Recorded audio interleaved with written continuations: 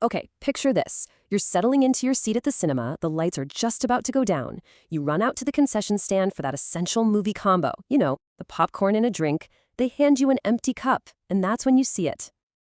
It's glowing, a beacon of red and chrome, the Coca-Cola Freestyle machine. It's a familiar sight, right? You see them in cinemas, restaurants, all over the world. So you walk up, ready to choose from what feels like an endless menu of options. Just a simple soda fountain. Or is it? See, this machine is so much more than a drink dispenser. While it's serving you that custom mixed beverage, it's quietly doing something else entirely. It's tracking your every tap, your every single choice. This isn't just a machine. It's an incredibly sophisticated $1 billion data platform, and it's designed to turn you, the customer, into a test subject. So how did this even happen? How did a simple soda dispenser morph into a global lab for one of the world's biggest brands? And more importantly, what does it mean for you every single time you use one? Well, let's get into it. To really understand the Freestyle, we have to go back in time a bit. Because this machine wasn't just born out of some simple desire for more flavors. No, it was born out of a crisis, a very real problem that was threatening Coca-Cola's dominance. For decades, the soda market was simple. It just went up. But then 2006 happened. For the first time since 1985, sales of carbonated drinks actually went down. Consumers were changing. People were getting more health conscious, looking for sugar-free and low-cal options, and they were demanding way more variety than ever before. And this was the huge problem Coca-Cola was facing.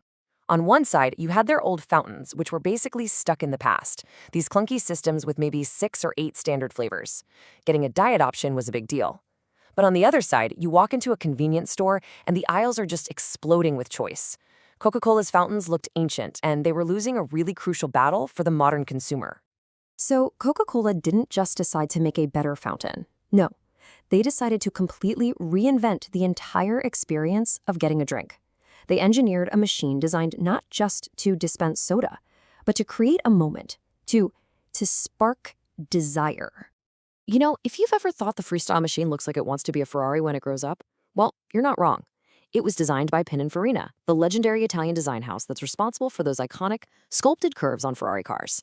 Yeah, that sleek, premium look is 100% intentional. And then there's the interface itself. It's not just a menu, it's this playful, interactive experience.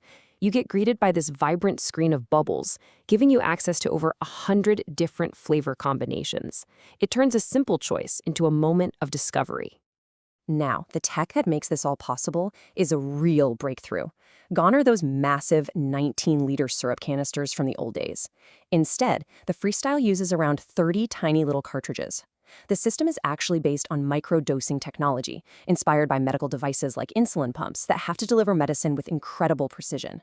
So here, the flavors, the sweeteners, the carbonated water, they're all kept separate and mixed on demand, drop by drop for every single pour. And the psychological effect of this is really powerful. The sheer number of choices is almost bewildering, right?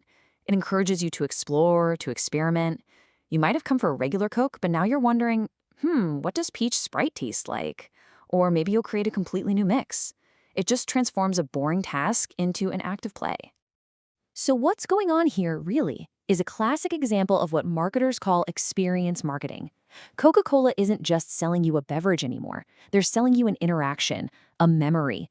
By immersing you in the brand like this, they're turning a simple purchase into a memorable experience. Think about that famous Share a Coke campaign, where they put names on all the bottles. It's the exact same strategy. It's all about making you feel something, creating a personal connection that goes way beyond just the drink itself. The Freestyle machine is simply the next evolution of that whole idea. Okay, but this is where the friendly, playful machine reveals its hidden purpose. That fun little experience you're having? It's being recorded.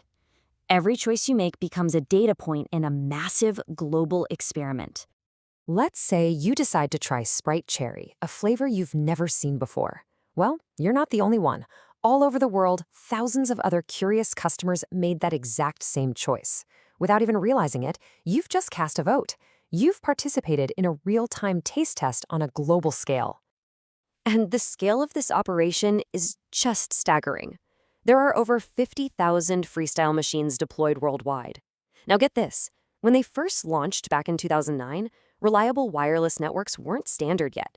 So Coca-Cola built its own custom network just to connect every single machine directly to the company's central backend systems, their corporate brain. So what data are they actually collecting? Pretty much everything. What flavor you chose, any custom mixes you created, the exact time of day you poured your drink, the location of that specific machine, and even the real-time syrup levels in every single cartridge. It's an unbelievably detailed snapshot of consumer behavior. And this data has a direct impact on what you see on store shelves. Flavors like Coke Orange Vanilla, Sprite Strawberry, and Sprite Cherry, they didn't come from some boardroom meeting. They came from you. They started out as popular combinations that people kept mixing at freestyle machines, which gave Coca-Cola a powerful signal that these were flavors worth mass producing. But the data isn't just about creating new flavors. It's also about revolutionizing the nuts and bolts of the business.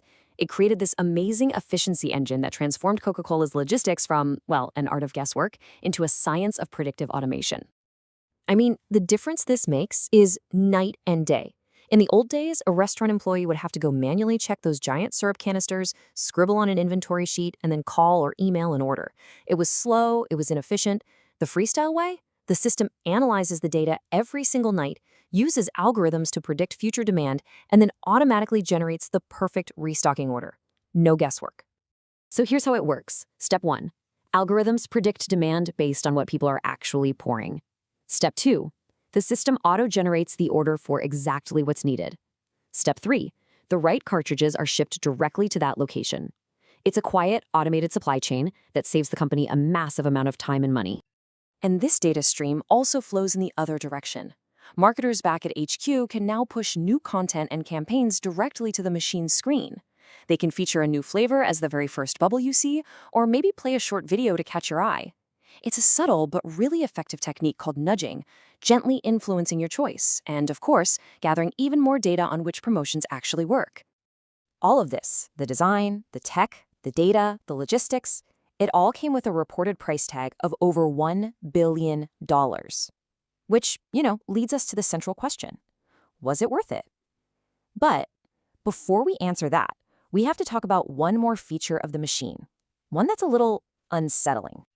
If you look really closely at the top of the machine, you might notice it. A small, unassuming black dot right above the screen. Most people never even see it. But what is it? The question is pretty unavoidable. Is that a camera? Well, the evidence suggests it was definitely part of the plan. An official Coca-Cola spec sheet for one of the freestyle models explicitly mentioned the camera and described its purpose as a future capability for motion sensing and facial recognition. The whole idea was to track every smile, every frown, to literally see which flavors made you happy. Then, in early 2024, a report from Fortune magazine dropped a bombshell. They found a post from an AI company called Quantify that described a facial recognition project tied to the freestyle. The post, which was later deleted, claimed that an image was captured for every customer and that they were building a model to detect demographics like age and gender. Now, when Fortune asked Coca-Cola about this, a spokesperson stated that the cameras were only tested in a laboratory setting between 2018 and 2019. When our team reached out for this explainer, Coca-Cola did not respond. So while that whole camera question kind of lingers, let's get back to the billion-dollar question. To figure out if the investment actually paid off, we did a deep dive and broke the analysis down into 3 key parts. Okay, so these are the 3 pillars of the Freestyle's return on investment. First, the direct payback from increased sales. Second, the incredible value of the data for making the supply chain more efficient. And third, the revenue generated from launching successful new flavors that were discovered through the machine. So let's start with payback. We know data-driven marketing can seriously boost sales. For the Freestyle, a pretty conservative estimate based on similar loyalty programs suggests this could mean an extra $160 million in gains every single year. Next up, the value of the data for efficiency. A similar project with Coca-Cola vending machines saw a 15% reduction in restocking trips and a 6% sales increase. Now, if you apply that kind of efficiency gain to the massive global Freestyle network, we're talking about millions upon millions in savings. And what about those new flavors?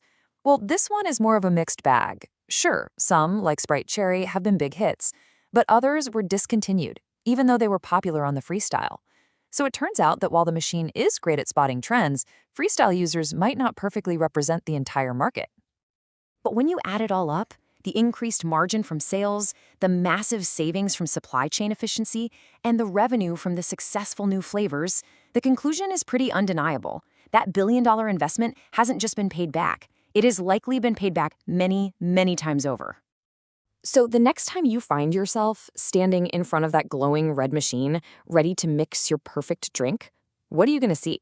Will it just be a soda fountain, or will you see it for what it truly is? A beautifully designed, highly intelligent window into a world where every single choice we make, no matter how small, has become a valuable data point.